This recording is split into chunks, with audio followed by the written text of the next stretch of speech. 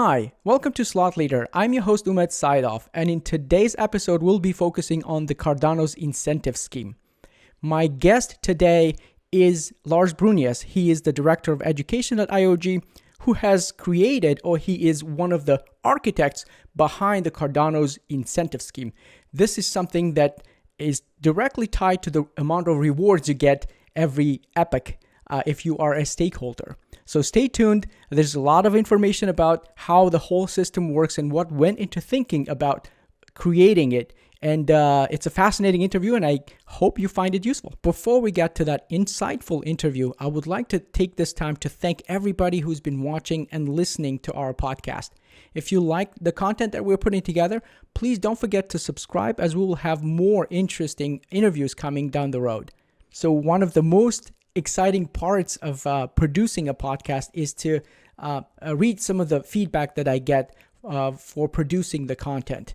I have been fortunate enough to receive a lot of positive comments about the content of the podcast and some of the good suggestions that have been already incorporated, hopefully, in our episodes.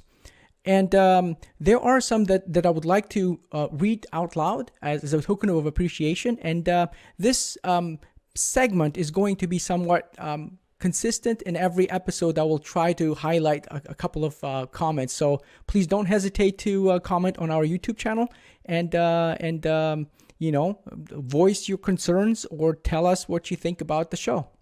So to get to the comments, the first one is by Ramon Oros.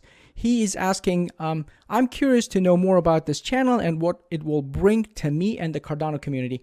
It's a very good question that I would like to address here, because it has a multitude of dimensions that I could not capture if I answered it directly on the channel.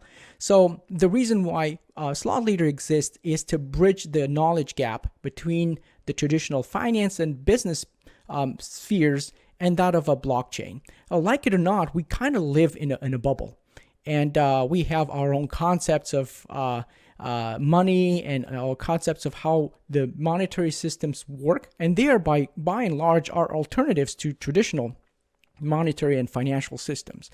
And when you get out of that bubble, which I often do, due to the fact that I have been connected to the financial and business communities, there's little knowledge about Cardano as a third generation blockchain system that has enormous capabilities and potential.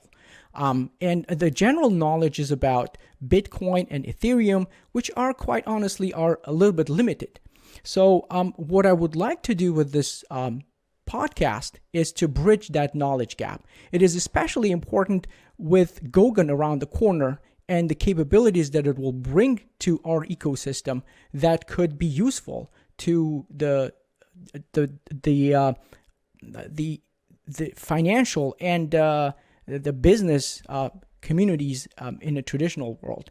In a sense that there could be really good applications of this technology, and I would like to highlight them for this audience.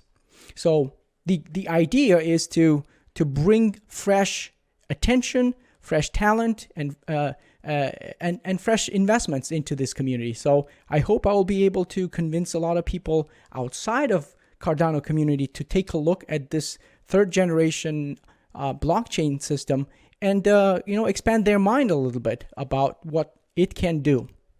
Another comment that I would like to basically read out is by Mark Solman. He says, I'm excited about the new Cardano channel as a Cardano stake pool operator. Very clear presentation style, enunciation, and good production values.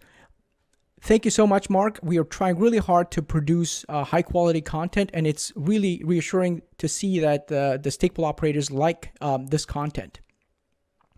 And there are many of you who have comments in that similar vein. So I'm sorry I cannot read all of them, but I would like to thank you from the bottom of my heart. When it comes to blockchain industry news, China takes the spotlight this week. According to the article on Cointelegraph, China recently issued $1.5 million worth of digital yuan to the residents of Shenzhen. This is a pilot project that involves 50,000 residents that will be selected by a lottery to be given digital yuan, which they will be able to spend in the local stores, according to the article. The second piece of news coming out of China involves the application of blockchain technology and IoT in a special case of trade finance called warehouse receipt finance. Now, in warehouse receipt financing, a bank issues loans against an inventory of assets for a manufacturer, for instance, that has been placed in a special warehouse.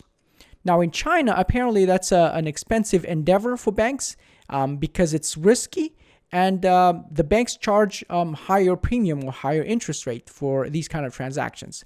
And the application of blockchain technology, according to the article on Cointelegraph, reduces those costs by 40%.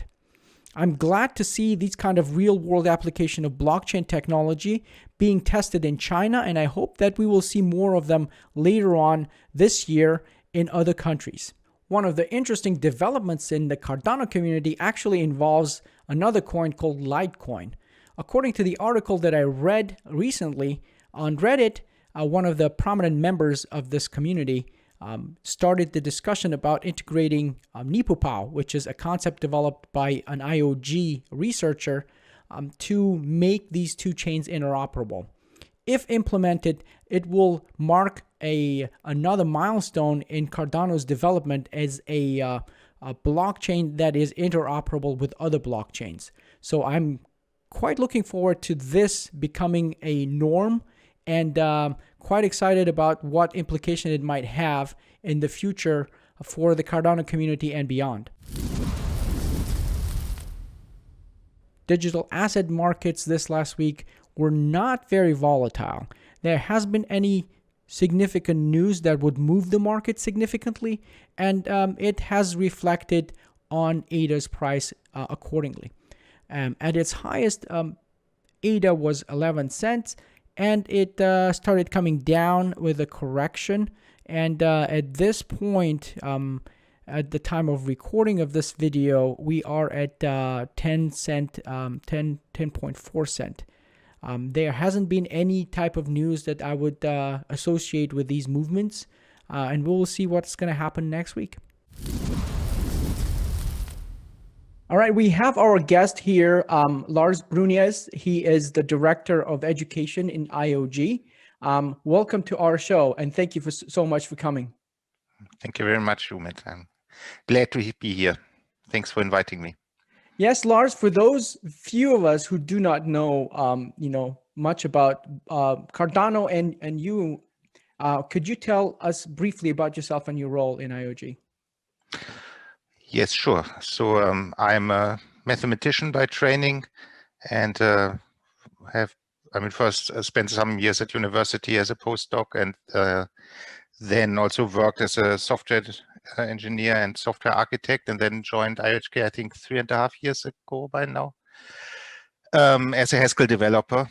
But my parents, no, actually, my mother is a teacher, so she has had quite a big influence on me. So when the opportunity came up at IHK to teach a Haskell course for Greek students, I volunteered. So they were looking for volunteers, and it was quite successful. So that's how I got pushed into education. So then Charles offered me the role of Director of Education at IHK. So since then I've been that.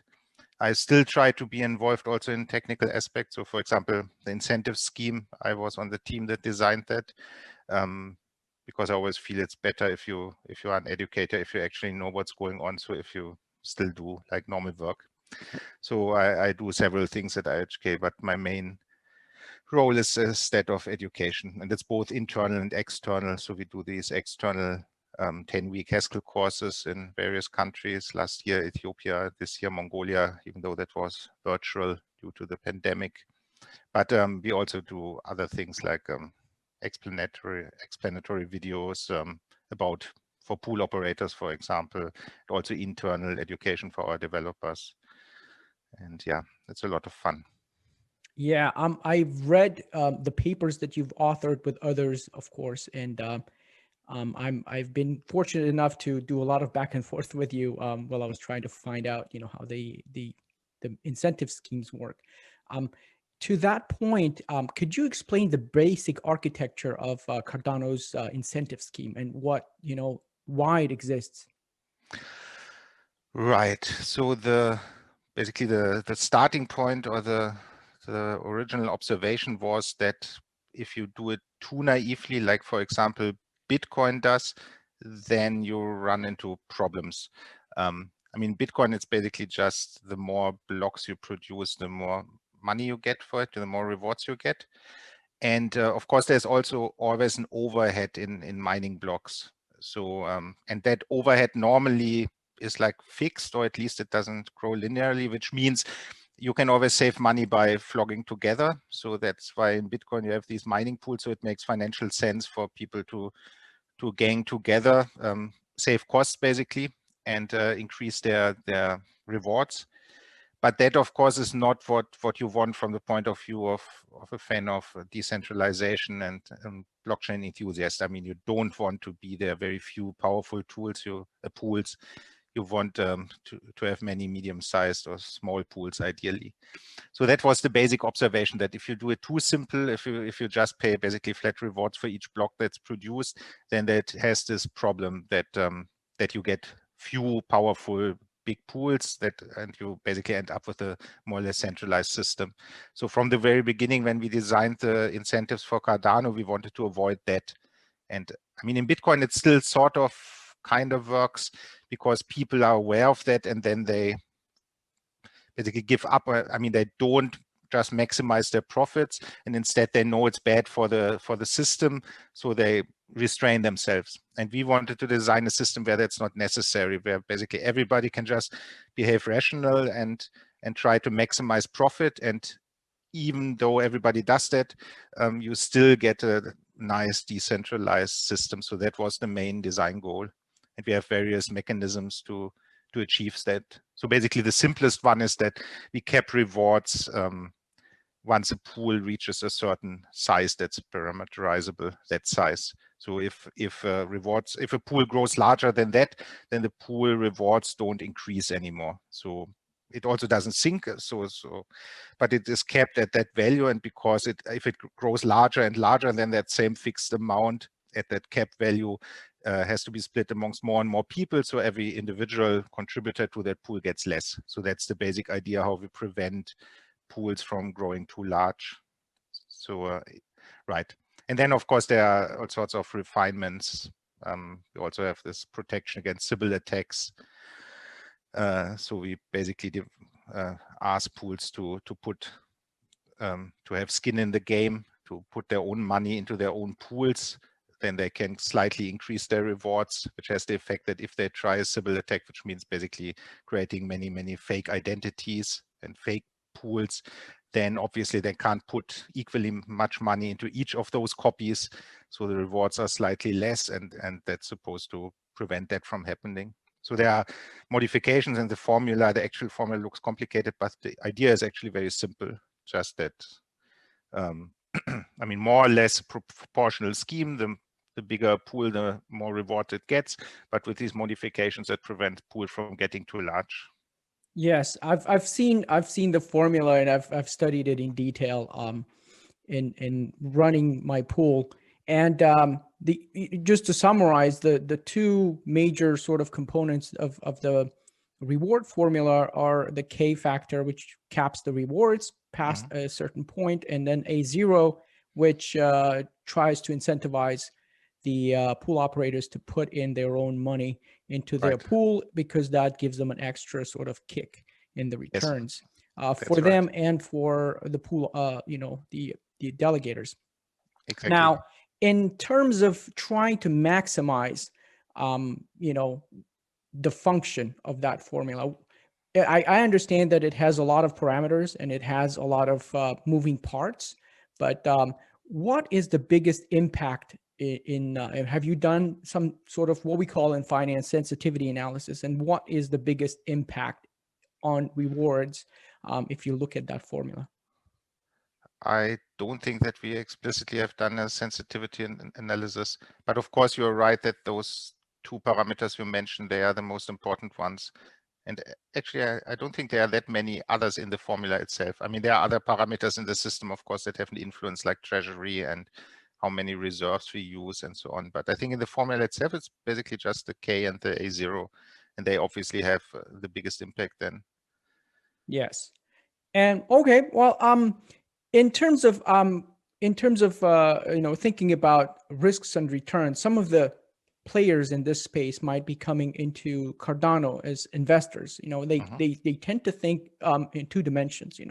One dimension is the rewards, and the second dimension is risks. Now, as far as I understand, the rewards are more or less fixed. You can maximize them by putting your money in a pool that has the biggest number of ADA pledged to it, because that's where the most of the rewards will go.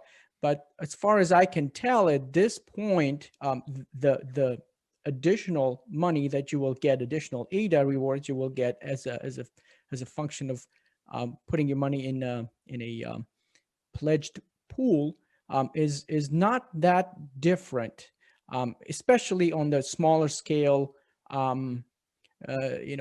pools where the pledge ranges from anywhere from 100,000 to 2.53 million. The upside is limited there. So in terms of rewards and risks, is there any consideration for investors to take into account when they make staking decisions? You are right that right now the influence of especially this A0 is not very high, so it doesn't really make much of a difference for people that stake, how large the pool is, how big the pledge is. And I mean, as all things, there's always a trade-off. And in that case, for this A0, the trade-off is that, if you have it high, then you get this strong effect that you mentioned, that it's much more lucrative to invest into a large pool, into a highly pledged pool. But the downside is that it makes it more difficult for people to actually start a pool, because then if they can't put down a large pledge, then their pool would have a significant disadvantage. So in the beginning, we are still in early days, of course, but shortly before the Shelley launch, was a lot of discussion also in the community. People were very worried that they won't be able to put down a pledge that's high enough. So we probably, we've set this A0 quite low, so more on, between the Sybil attack protection on the one hand and fairness and making it easy for smaller players, we somehow put it quite far to the side of the smaller players. But of course, we are constantly monitoring it, and we have lots of discussions with the community and lots of proposals that are being discussed. So we are, of course, open to changing that, and we are listening carefully to what people say. And of course, the large pools have obviously different interests to the small pools, and we also don't want to take sides, obviously, but we just try to to listen to everybody, and we look carefully at proposals, and and hope that together with the community we'll get to a setting for those parameters that serves all the concerns, both of the pool operators and the stakers and everybody. But it's difficult, of course, and there are lots of moving parts, as you said, and we must be careful to. It can have large effects if you change something, so we try to be very careful and consider it and consider the consequences before we change something. But Yes. I'm sure that something will change. We are also now looking at the data and see what's happening, and I'm sure we will adjust it sooner or later. I see.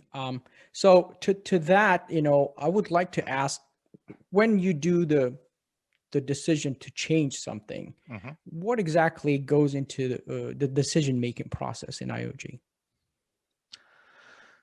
Well, it's, I mean, first of all, as I said, we are of course listening to the community. I mean, we do realize that we are nothing without our community. So, I mean, we take that very seriously. So we also scan social media and we have meetings with the stakeholder operators and there are these change proposals and so on.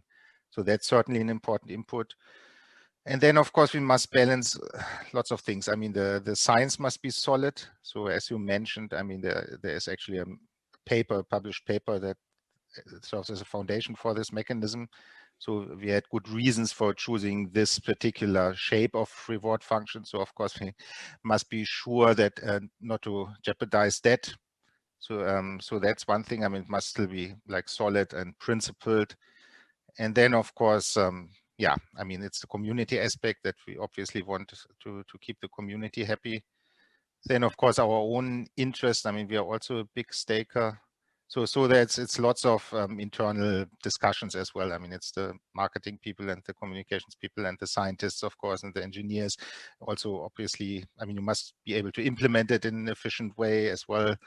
So yeah, there are lots of voices that need to be heard before we reach a decision. So Yes, that's also why we can't move that fast, because I mean, there are lots of concerns that have to be listened to first. I see. I mean, it's quite interesting to see how you arrive at your decisions. You know, because you at this point you are the major sort of hub of making those decisions, and it has a a positive and negative effect depending on what you do and what the community will think about your moves. But I want to touch upon the issue of exchanges being active stakers and stake pools. You know, creating eToro just recently created a bunch of pools with zero fees and whatnot, and 100% reward distribution or whatever. You know, the fees. Oh, the fees were 100% actually, yes, but so they are geared toward their own stakeholders through that platform, as far as I can tell. But what do you think their influence will be on the decentralization when major players like Binance and Coinbase come into this place? It's a good question, and I don't have a definite answer. And I mean, the present mechanism doesn't or is not able to do anything about that. I mean, it's also, of course, in principle, not possible to look at the address and know whether it's a exchange or not. I mean, it's pseudonymous. But so I think that will have to be handled by like social measures. Like if you now mention this exchange, and if people like it or dislike it, then of course, then I mean, apart from the money and the staking rewards, of course, there's also always the social aspect, and there are discussions and forums and so on. So I think that will have to play a role as well, like people using social pressure, basically take each other, keep each other in check. So if that is perceived as negative, if exchanges do that, then, and if people are educated about how it works and the mechanism how it works, then they will maybe avoid such exchanges and then put pressure on the exchanges like that. So I don't think there's a technical or mathematical way to prevent that. I think it has to work via community and social media and so on. Yes, But it's certainly a concern, which we are also aware of. yes, because why I'm asking this is that if we, take pure profits into consideration and maximize for that, then the stake would naturally move into pools that provide 0%, fixed fees or 0% fees in general, and that might put the exchanges in the spotlight because they might want to entice stakeholders like that, because they could, be benefit from liquidity, and their goals are completely different. So they could be okay trying to attract the stake and have some cost of giving the maintaining the servers or the pools at and attracting the stake that way. So that could be an acceptable cost for them. And if that were to happen, then the stake could move into those pools and therefore sort of jeopardize the decentralization sort of. If that were to happen, as you mentioned, on a protocol level, the tools are limited.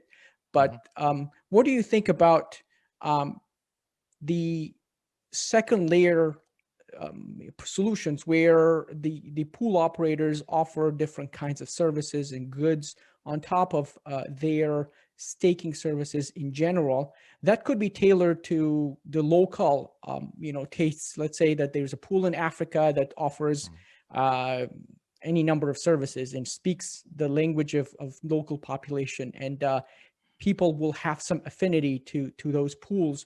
Therefore, they will be kept decentralized that way. If that pool, for instance, offers some, I don't know, if the pool is run by an accountant, for instance, and that accountant also offers tax accounting services as paid by the pool fees for every pool operator that there is, then there might be a business case for that.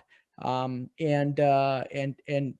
that could keep the stake in those small pools that would otherwise be non-competitive. I personally think it's certainly a very intriguing idea. And I do know that Charles has always said that this is now just the beginning, and that basically for us or for the system in general, the stake pool operators are a great resource, basically, also for future developments when, for example, Hydra comes, these parallel chains, then somebody will have to run these Hydra heads, and then the stake pool operators would be the natural candidates. So definitely in future, there's much more also from the protocol point of view that the stake pool operators will be able to do. Of course, what you mentioned is not part of the protocol, but it certainly makes a lot of sense. So I personally think that's certainly true. And I'm thinking about the types of services that exchanges may not necessarily be able to provide, because that would be the point of differentiation. When you talk about Hydra heads, for instance, I don't see why the exchanges wouldn't be able to do that if it's technical, right? If it is something that completely diversified, and we're talking about something very local, something that could exist only in Kenya, for instance, then the pool could market itself to the local population and be able to attract stake there that would stay there, rather than going to the Binances of the world or the Coinbases of the world. And Pool Tool, which I'm part of, actually, we're trying to introduce those kind of tools where, the sky's the limit in terms of what the pool operators would offer, but we just offer that avenue for them. So that's basically the idea for us to add to the diversity and the decentralization of the protocol, and sort of provide some counterbalance to what might transpire in a couple of months if we just keep optimizing for rewards and returns. But I want to move on to this new the discussion of the K parameter and the number of pools. Do you think, as the mechanism to cap the rewards, it works beautifully? I know that it has done its job. In ITN, it was more iffy. In mainnet, I think most of the pools have stayed beyond that cap because it hurts to stake to a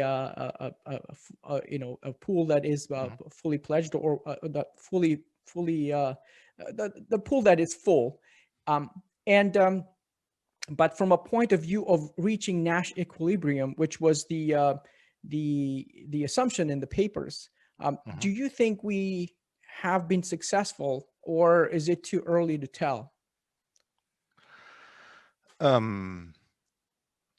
As you say, I think the most important part is that we don't see pools, or at least not a lot, that are actually above that saturation limit. I think that's the most important goal, and as you say, and that seems to work beautifully. obviously in the Nash equilibrium, we would right now have exactly 150 pools, and we have a lot more. So we have this fat tail. So in that sense, obviously we haven't reached it, and we probably also will never reach it. I mean, because Nash equilibrium, of course, assumes like more or less static state. I mean that the pools, no new pools appear, and the pools all perform in a steady way, and nothing changes, parameters don't change, and so on.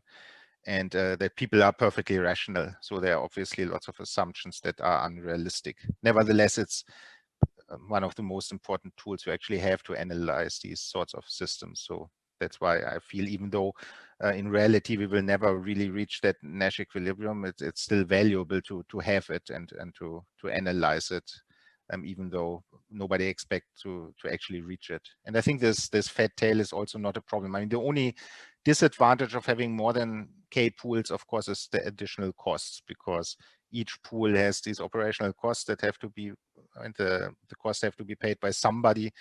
So in that sense, the community or every single delegator loses some money for each additional pool that could otherwise have been used for rewards. So therefore, it's not completely unproblematic to have arbitrarily many pools. But I mean, the number we have now is still very good, of course. And we want to increase K anyway to some number. So I don't think that's a problem that we have more pools than K right now. Okay. Well, it's really good to hear that the fact that we haven't not reached Nash equilibrium, and maybe never reached Nash equilibrium, is not going to have any security implications or any other serious implications for the system. It's good to know, because I personally think that I've seen some pools that are being run with 500K or million K, and some people might be just running their own pool with their own money and be quite happy with the outcomes, because they are not paying somebody else. So those might be the smaller pools that are being run. And here, I think the fact that the node works so beautifully, because it enables anybody to run it with minimal technical skills, is actually contributing to that, because you just get the node up and running and it just doesn't crash, right? Like we had in ITN. So you just keep it running, and that's great. But in terms of K and what goes into the decision to move that, is it price dependent? In your, because if I were the architect looking at this whole big network, I would make it price dependent, because there is a certain point, an economic point, where you do not want to go beyond, because the quality of nodes, the quality of people that run them would significantly diminish if you do not have that. Or you could have one player spawning hundreds of nodes and thereby earning his keep that way, rather than each individual running a maximum of 2 or 3 pools. So what goes in the decision to move the K? Of course, as you say, I mean the pools must still be viable. I mean, there must be still make enough money to be worth their while and to be able to actually offer good service. So that's one thing. So in that, therefore, it obviously depends on the price of ADA as well. Then, of course, there are network considerations. How many nodes can the network support? So we're also looking into that right now. Then, as I said, the cost, because it is an overhead, of course, to have many nodes, because they each cost something. But the main consideration really is network on the technical, on the engineering side. And then, of course, you must be careful that even if the price of ADA is high enough to support a lot of pools, it can also always drop at some point. And one thing we certainly don't want is that people become pool operators and basically base their income on being a pool operator, and then because there's some fluke and ADA drops for a while, then those people basically have existential problems. I mean, so we must be careful to not be too optimistic in raising it, obviously. So to have enough slack to also be still fine when the price of ADA drops for a while. So therefore, it has to be somewhat conservative. And then there are also right now like more silly practical considerations. It's just if you have many pools, then people also would like to delegate to more than one pool, and just technically right now this is not easily done. I think in Daedalus right now it's not even possible, and you can do it from the command line, but it's a bit tricky. So that's also one consideration, while we are a bit slow increasing the size now. Before it's basically more convenient for people than also to deal with a larger number of pools. So it's these practical considerations as well. I mean, I can tell you from a risk perspective, if you have let's say that rewards are on average fixed, but the performance isn't. There's volatility there. Naturally, if you delegate, you stick to many pools with the same cost structure, you will have an upside rather than just putting all your money in one pool. Sure. Because it just evens out the volatility in the growth, and that would be a very desirable feature for large investors, because yes, it just maximizes your profits. To the question of rewards, we know that part of the rewards in a reward formula are capped, and part of the rewards are sort of slashed if you are if your pool has a pledge that is less than the full size of the pool. Now, my question to you is, where does that delta go? Does it go to Treasury? Has it been changed that it will go to reserves? Because I know that the performance gap goes to the reserves, which makes the calculation of exact schedule of depletion a little bit tricky, because you don't know how much is coming back to you. But where does this delta between a fully pledged full and a minimal pledged full go at this point? Reserves. But it's I mean, that was like a last minute change. Originally it was supposed to go to the Treasury, as also the performance, actually. So originally the plan was to put everything to the Treasury, but then we realized that because there's still a lot of stake that has not been delegated at all, and because pledge levels are relatively low, that then basically even if we set the Treasury parameter to zero, the Treasury would still have gotten, I don't know, 30% or 40% of the monetary expansion every epoch, and that didn't sound ideal. So at the last second, basically we changed that. And you're right, of course, that now it's a bit, I mean, it's not so predictable anymore how fast the depletion of the reserves will progress. But we thought that was like the less of two evils. Yeah, so, I mean, it probably is the best thing we could have done in terms of making the protocol or the rewards last longer in that regard. But in terms of the reward formula, I know that there have been some discussions about changing it.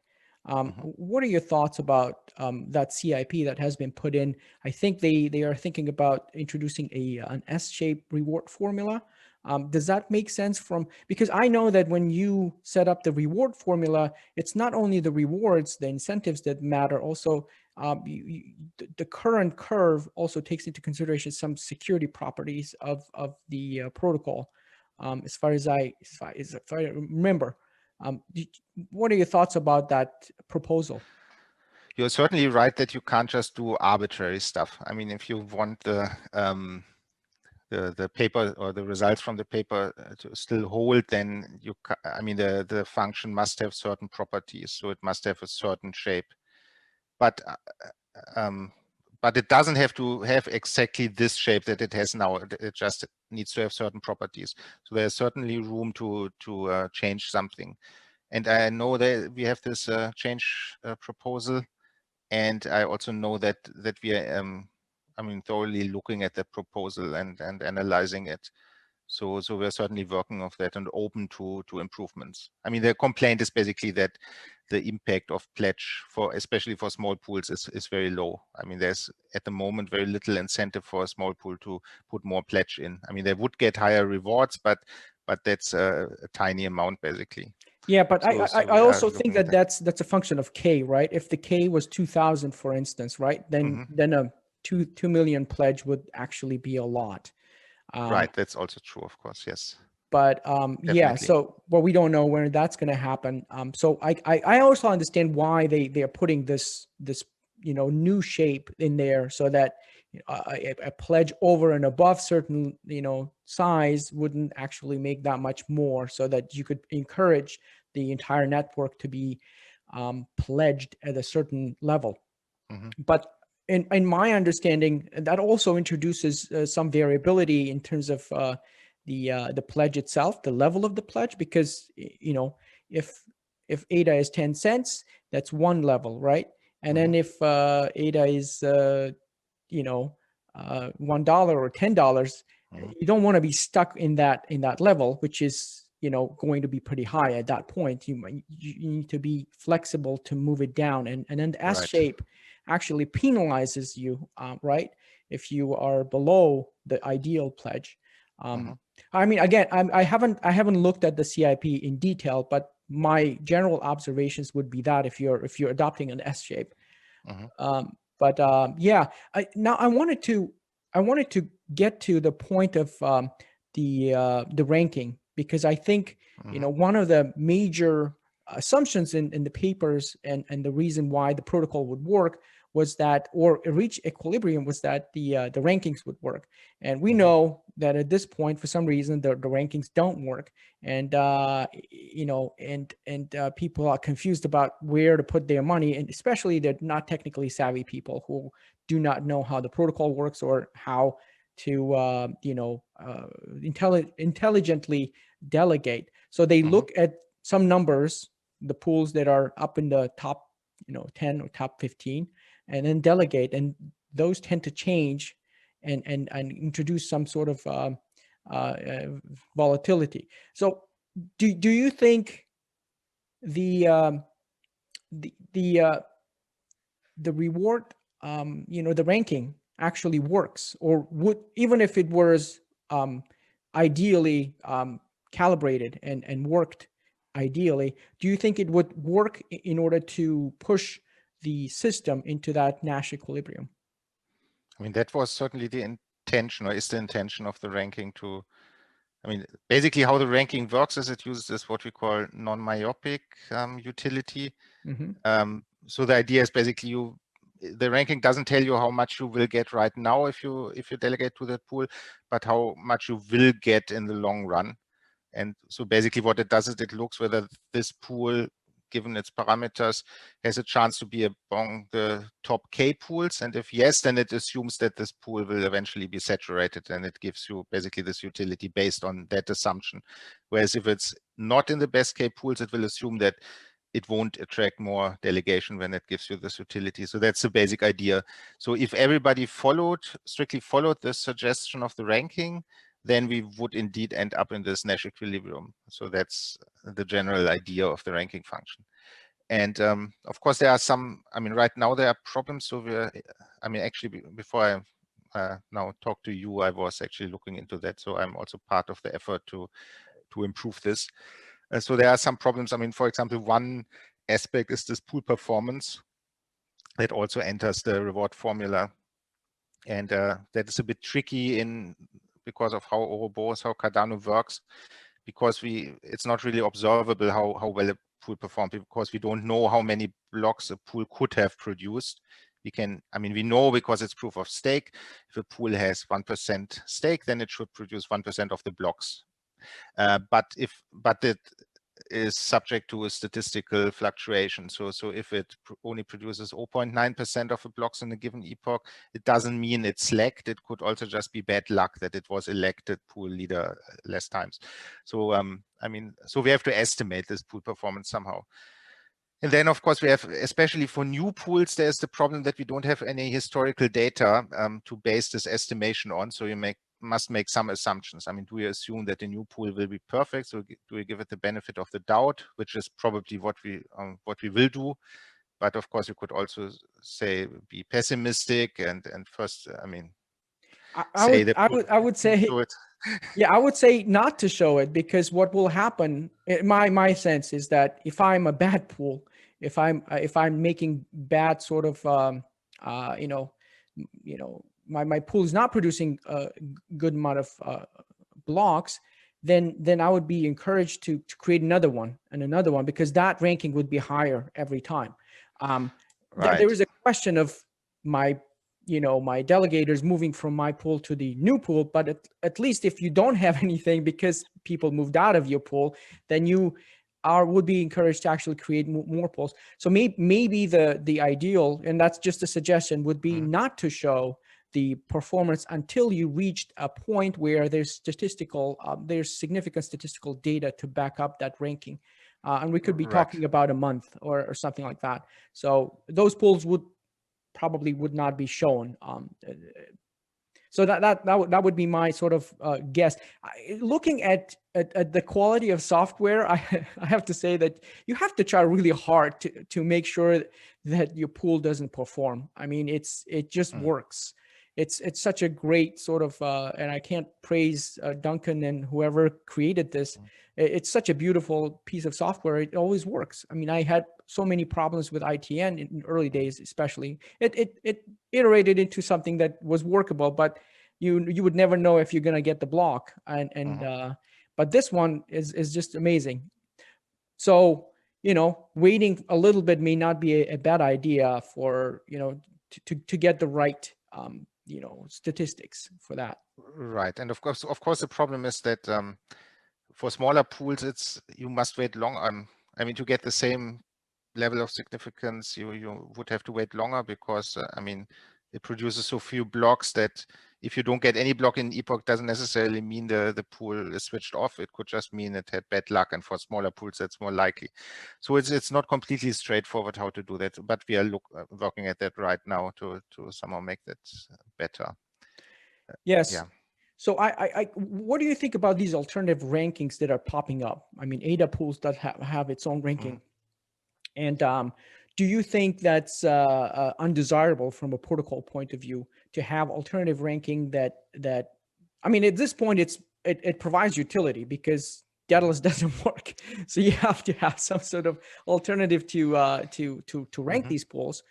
And you might disagree with that methodology or whatnot or not, but at least it's there, and it allows you to sort of make some intelligent decisions rather than looking at the random numbers in Daedalus. To that point, I wanted to basically say it would be much better if Daedalus was kind of turned off, that ranking, because it probably confuses a lot of people, and it's probably a very popular sort of wallet, and maybe it's beneficial from a point of view stake moving. If the stake moves a lot, then you might get entropy better, because that's kind of used in the in the protocol. But beyond that, I think it might have some confusion. It might introduce some confusion. So what do you think about these alternative ways of assessing pools? I think I mean, in general, of course, it's always great if the community does something. I mean, that's what we want to achieve. And I mean, that's what Charles always has said, that if he can step down and retire, I mean, the beautiful thing is that Cardano will just keep going on. So in that sense, of course, it's always great if there are alternative inputs and various points of view and people concentrating on different metrics and so on.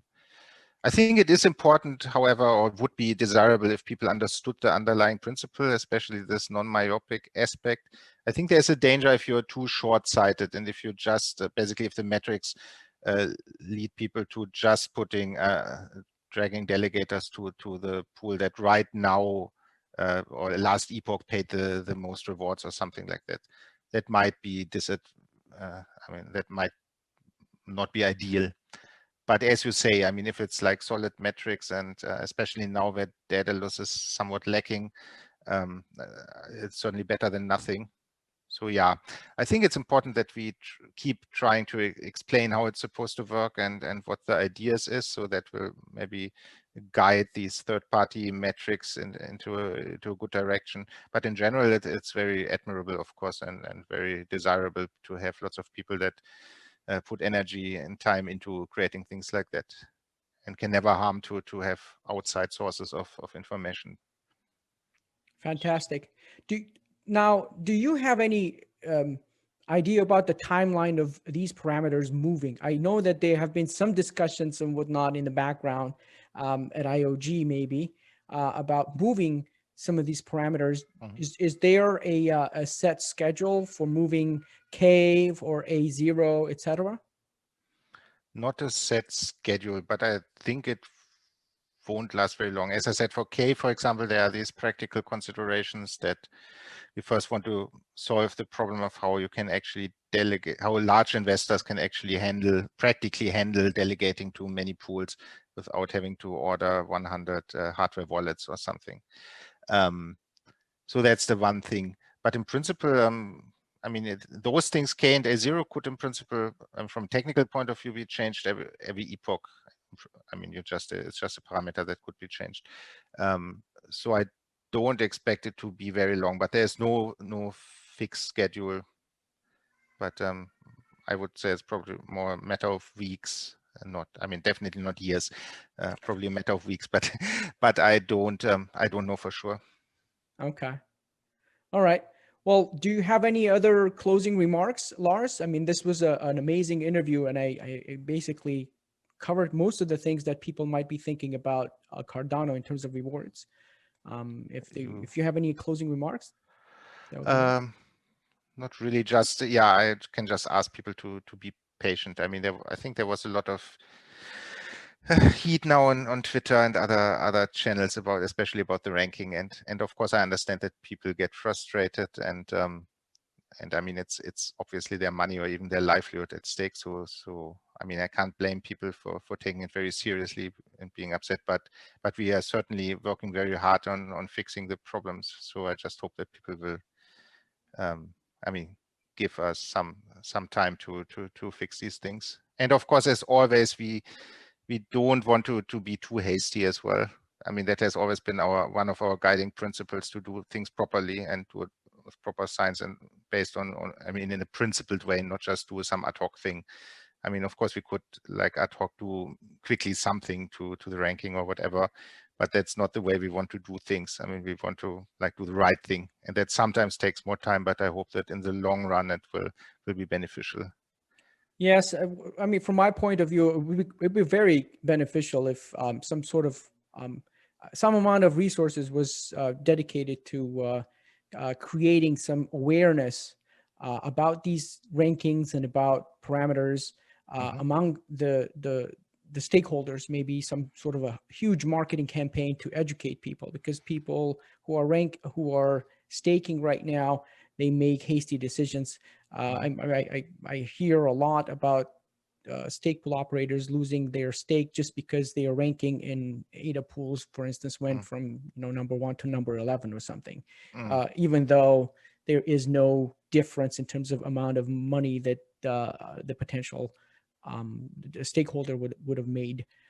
Right. But they make the jump, and there are no gains to be had if you're jumping the pool and trying to harvest sort of VRF, or saying that, oh, this pool has produced 10 two times its assigned blocks. Now I have to move out because it's gonna next epoch it's gonna.